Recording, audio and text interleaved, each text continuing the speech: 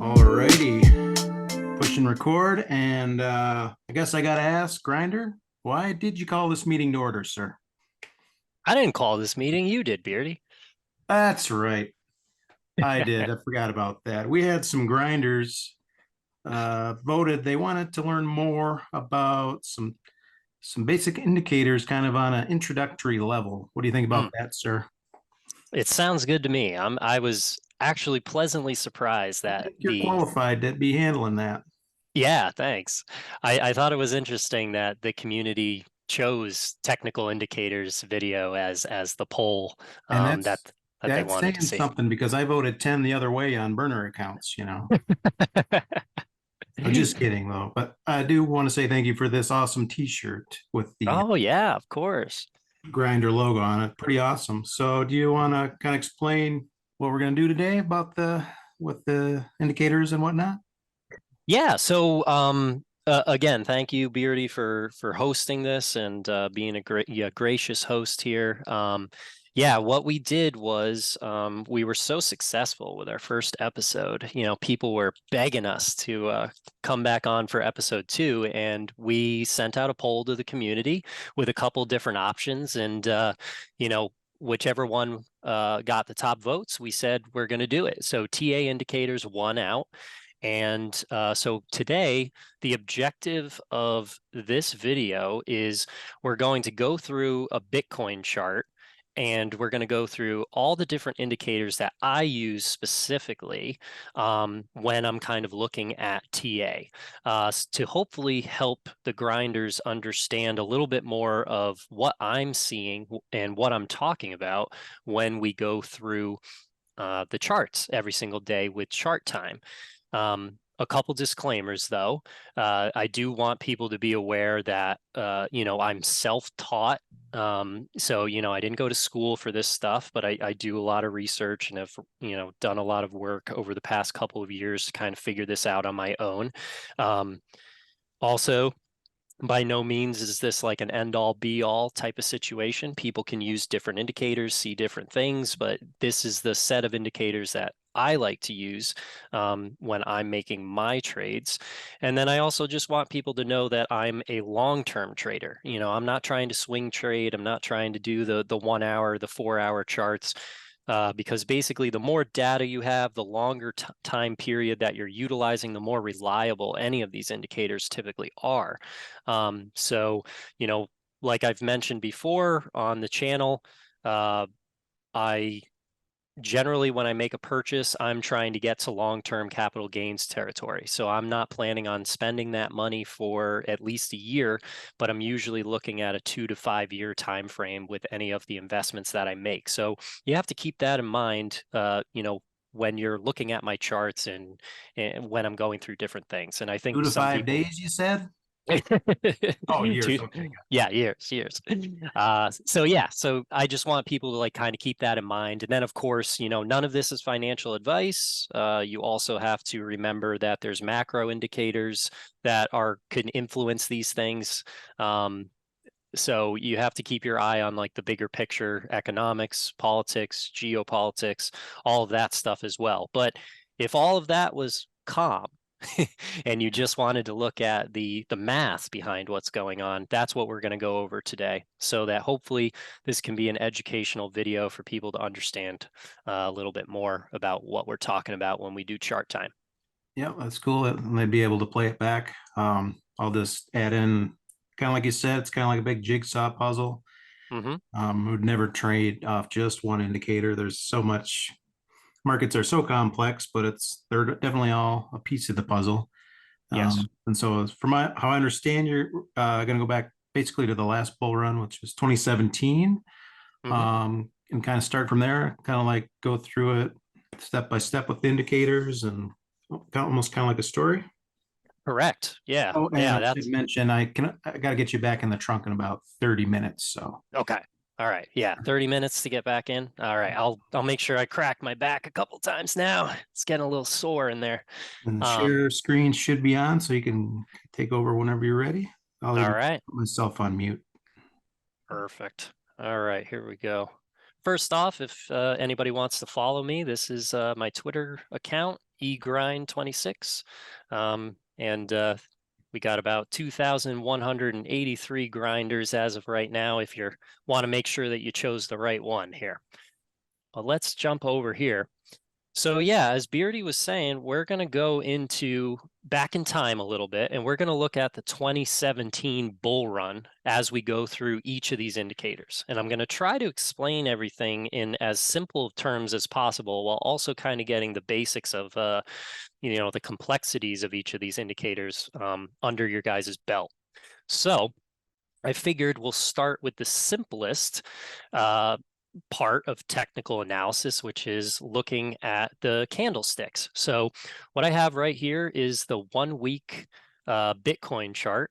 That means that each of these candles, it represents 1 week of trading activity, and the bodies of the candles represents where that week opened and then where that week closed. If it closes higher than it opened, you have a green candle. If it closes lower than it opened, you have a red candle. And then the tails or the wicks coming out of the top or the bottom of each of these candles kind of tells you where the price action went at its maximum or minimum during the course of the week, but it didn't close there. So this helps us kind of see the movement and the price action or the demand for a coin at a specific price. And there's a bunch of different candlestick patterns that you can kind of learn to trade. We're not going to go into like the details of those candlestick patterns today because I want to focus on some other indicators. But there are a lot of nuances to kind of like reading when you have a bullish setup or a bearish setup just based on how the candlesticks are presenting themselves. But we'll start off with one of my favorite indicators, which is the bull market support band. And I became aware of this indicator through Benjamin Cowan. I was going to Um, say that's one of Cowan's go-to. So Yes, yes. And I can honestly see why he uses it because it does a really great job of kind of separating out the more bearish time frames and then the more bullish time frames. So I just added it into this chart here. So I'll zoom in a little bit more. Again, this is going back in time to the 2017 Bitcoin bull run. And the green and red band that goes through here is the bull market support band. And what that band is made up of is two moving averages. You have the 20-week simple moving average, and then you have the 21-week EMA, which is a slightly differently weighted moving average. So that weights the most recent price action a little bit heavier than the later part of that 21-week period. And so it gives you a little bit of that flexibility or wiggle room to kind of get a feel for essentially the momentum of where the market is going, as opposed to just looking at the simple moving average. So uh, can you guarantee it'll never go below the band, please? I wish I could, but Hey, we're above it right now. right, we're above it right now. And the important thing with these moving averages is even when we take a moving average, you always want it to come back down and test it and hold it as support. So just breaking through something doesn't necessarily mean that we're on a run here. We want to see it hold support. Before you can really kind of gain that confidence. And obviously, the more that something holds support, the more confident that you can be that that price level is going to hold up the market, so to speak. So yeah, so here's the bull market support band, added that in, and you can kind of see how, let's see, right about in this area, Looks like uh, that was takeoff there. yeah, so this was the start of takeoff, and I kind of want to explain why that was the start of takeoff. So if we scroll out a little bit, It's a little tough to see. Is that March 2017? yeah, let me zoom in a There little it bit is. more. Yeah, so right about here is March 2017. So why is this important in terms of like the start of the bull run? Well, if you go back in time even further to the 2013 bull run, you'll see that the peak of that bull run was a little over $1,000 with the wicks included, and a little under $1,000 without the wicks included in that price range.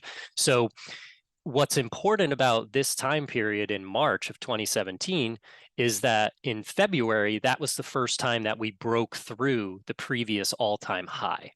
So that really kind of signals, okay, now we're potentially entering an area of price discovery, because we've broken that former high. Now we can kind of, as long as we hold support on the bull market support band, then we can kind of move forward and put in potentially a new all-time high. As you can see, that's what happened. So at the last week of February in 2017, we broke that previous top. And then we came back down in March to hold the bull market support band, which is that green and orangey red line there. And that was kind of blast off from that point forward. So, and then you can see as the course of the bull run occurred, we came back down and tested it again in July of 2017, held it, and then blasted it off. We came back and tested it really quickly with a wick in September of 2017. And then we stayed well above it all the way until the parabolic blow off top. And then you can see, when did the bull market end? The bull market ended in January of 2018 because we came down and tested it. We tested it again, but we didn't get up higher. And then we crashed through it towards the end of January into the beginning of February of 2018. Then we came back up underneath it a couple of times to try to see if we could get back above it, but it really kind of contained us until eventually it was, okay, now we're definitely in a bear market for the remainder of the year. And that'll be important to remember as we continue to kind of go through these different indicators. Yeah. So September 2017 there. So that kind of, to me, that showed strength because it came down and it didn't crash through it. It just barely touched it. And then it's like the buyers were sitting there at just ready to go. Whereas exactly. when it ended, it just kerplunk, big red Yeah. candle right through it.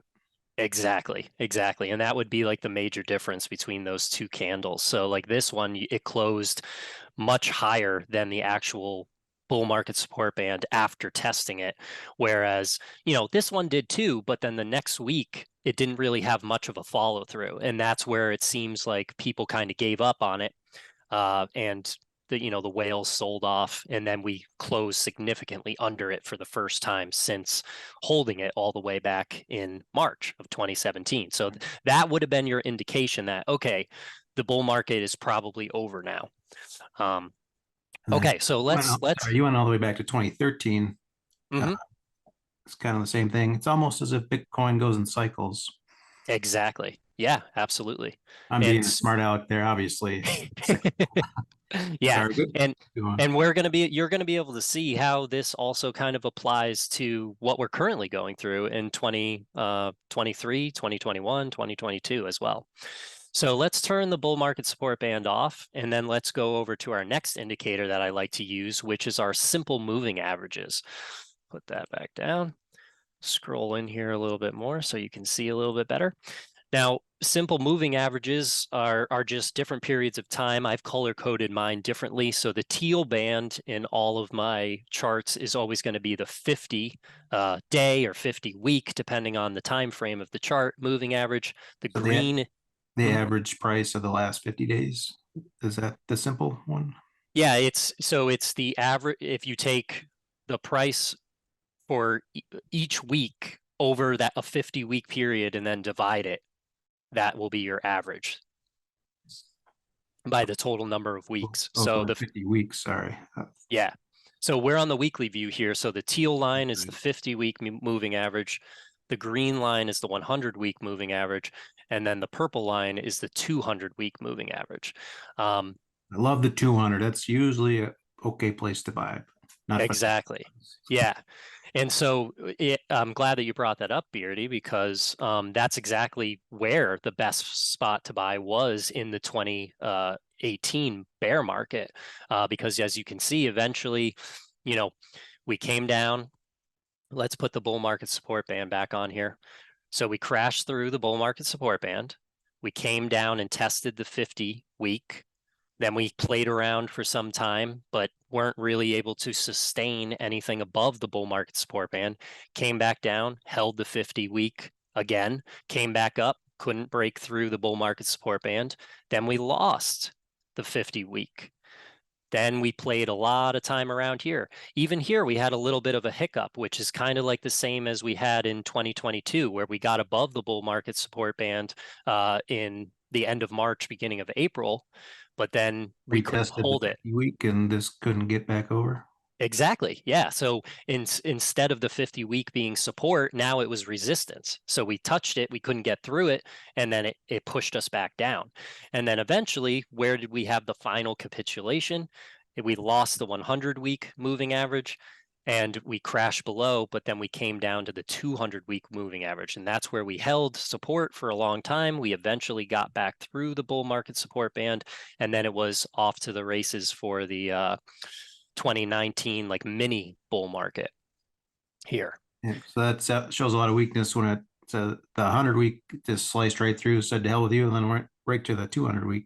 Looks like Yeah, the 100-week or 100-day moving average, depending on the chart that you're looking at, it's usually not that strong of an indicator. It can hold support sometimes, but what I've found is that the 50 and the 200 are a lot more important to pay attention to than the 100-week. But I like to throw it in there because sometimes it gives us some information that's important.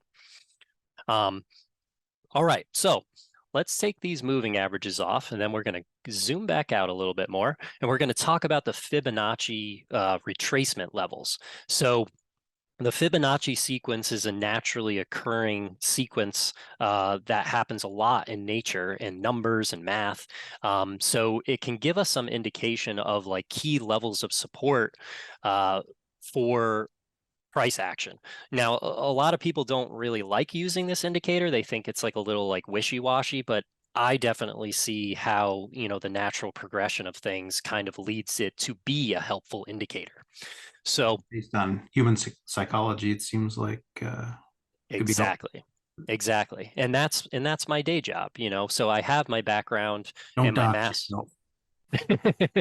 I have my background in psychology, and I'm a counselor during the day. So I see how humans, behave and interact and have patterns of things, and that's basically what the Fibonacci level shows us is some of these natural occurring patterns in nature. And since all price action is dictated by human beings and their behaviors and their emotions, that's why I find value in it personally. So how do we draw a Fibonacci retracement level? So remember, I was talking to you about why this was an important level in February of 2017. It was the first time that we broke through the previous all-time high. We came back down in March and held the bull market support band. I'll add that back in so you can see it. And so that was the indication that, okay, we're ready to kind of go on the next run potentially here.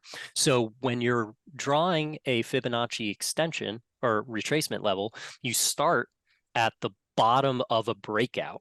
So this is going to be the start of this breakout simply because of the fact that we put in a new all-time high, we came back down and tested the bull market support band, and now we're ready to go. Now, obviously, you can't draw Fibonacci retracement levels until after you hit a top. So I wouldn't be drawing this on a specific chart until probably like right about here. When we got to this level, I'd say, okay, it looks like this could potentially be the top. If this is potentially the top, because it's so overextended beyond the bull market support band, where are we looking for levels of the price to kind of find some support, horizontal support, as it comes back down? And so you can kind of see how it flirts with these levels. So once as you draw that from the bottom up to the top, some people like to include the wicks, some people don't like to include the wicks. It makes some minor adjustments accordingly, but I kind of go back and forth. Sometimes I include them, sometimes I don't. It all kind of depends on where these levels line up and what kind of jives the best. I like including the wick on this specific one because when you do, you kind of see how it touches right here. You get a nice little touch of support over here. Same thing in this area. So you can kind of see how it's following these levels, even though they're just, what some people would say is like imaginary levels. So that's how you draw the Fibonacci retracement. And then this level right in here, which is the 0.608 level, that is called the golden ratio. So a lot of times this is a very strong area. It doesn't necessarily mean that it's a strong area of support. It could also be a strong area of resistance. But when things retrace, if an asset is strong, typically it will go to that level, and that can be a good place to buy in.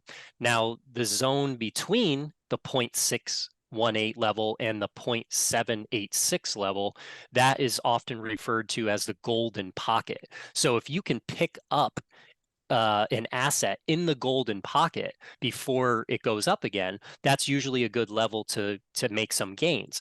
Now, with this specific example, obviously you could see if you started buying in the golden pocket, you would have had like a bulk of your cost basis in this area. You would have missed out on the lows, but that still would have been a good price if you wanted to sell over here, or if you held into the next bull run and obviously Oh, sold all the way up no, there, I right? only buy the top. Sorry. Yeah. So, and again, this is where like that long-term investor mindset comes into play. I don't care if I'm not exactly getting the bottom, because I'm thinking long term. So, you know, having like maybe a 1x buy in this area when it first goes underneath the bull market support band, a 2x buy in this area when it goes underneath the golden ratio, and then a 3x buy in the bottom area. Even went That's below the golden pocket there. exactly. Um, as long as you have a long enough mindset or time frame on something, you're going to get some good returns. So like we can take our measurement tool. Let's say that you bought this wick. Even if you sold it, up here, you're still making 64% in less than a year. That's better than the Nasdaq. That's better than the S&P 500. Um, let's take another measurement. If let's say that you started accumulating in this like bottoming range here, and you were thinking that this was the bottom, if you were buying there and you were selling at that same level, you're over 100%.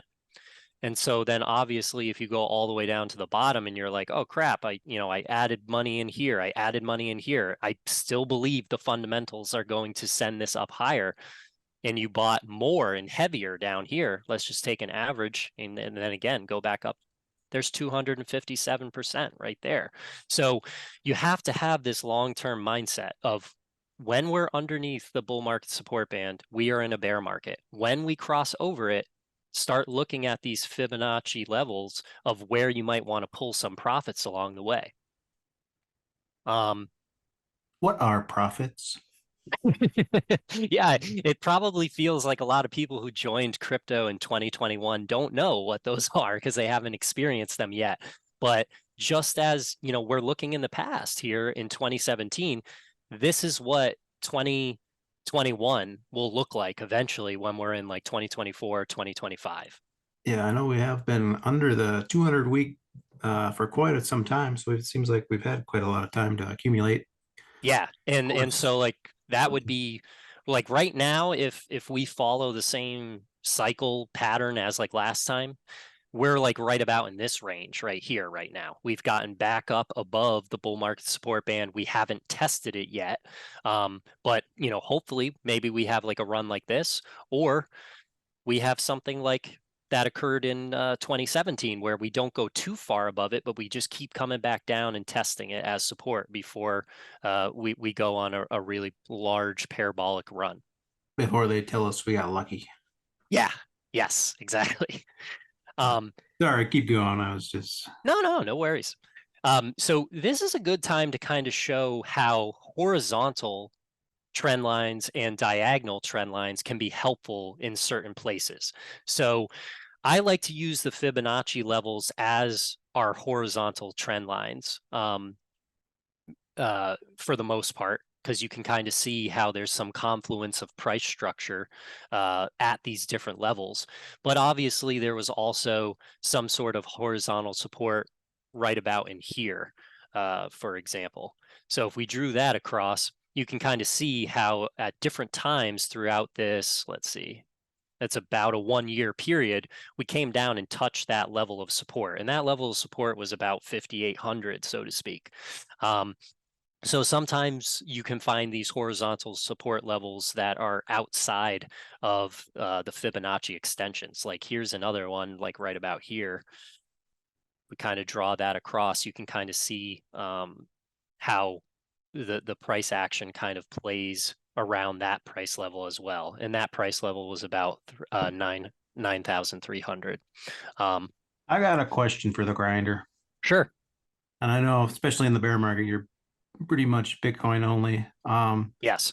Do you ever play while the bull run's going on, the correlation? Because people think Bitcoin's for boomers, it doesn't move quite as much. But do you play the alts, try to get higher returns in a bull market, or not so much? In a bull market, yes. In a bear market, it's, in my opinion, it's too risky because you might get a gain, but if you don't cash out quick enough, you're probably going to lose that as the dominance goes back into Bitcoin. Yeah, it's So risky. Yeah. yeah. So, but once as you start to have a sustained bull run, you're usually going to see that the alts move faster. So I try to trade the alts at that point in order to stack more Bitcoin. Satoshis. Yeah, Satoshis, absolutely. So that's how some of these horizontal support lines can kind of come into play.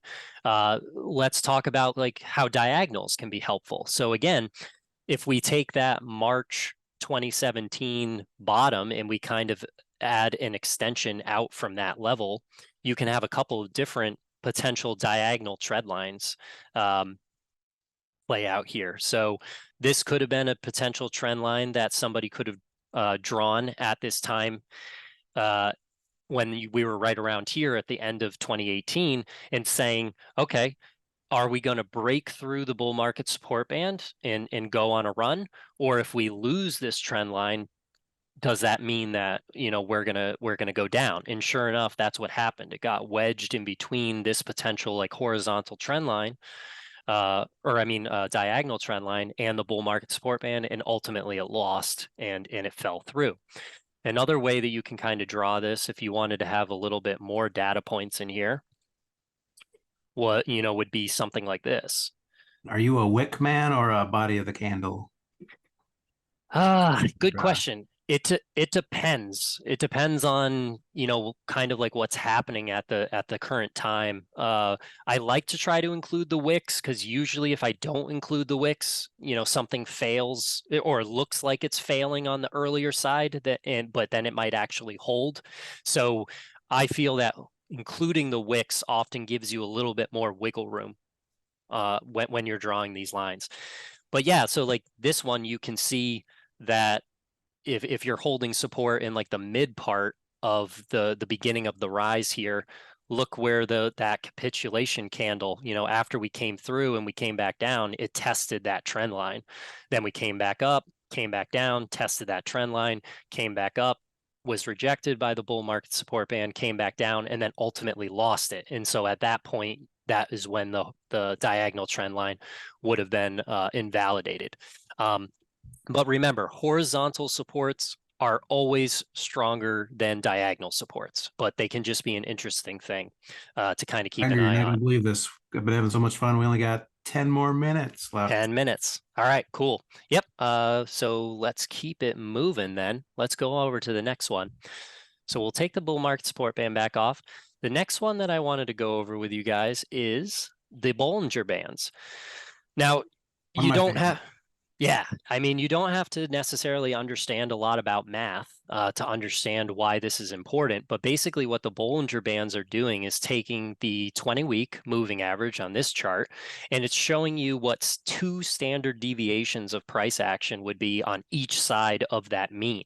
And two standard deviations to each side basically just means that it's encapsulating what should be 95% of price movement. So when something is closing outside the Bollinger Bands, either to the downside or the upside, that is representing only about 5% of the price action. So when it goes out of the top, that's telling you this is a push that's stronger than normal. This only happens, like about 5% of the time. This is something you should pay attention to.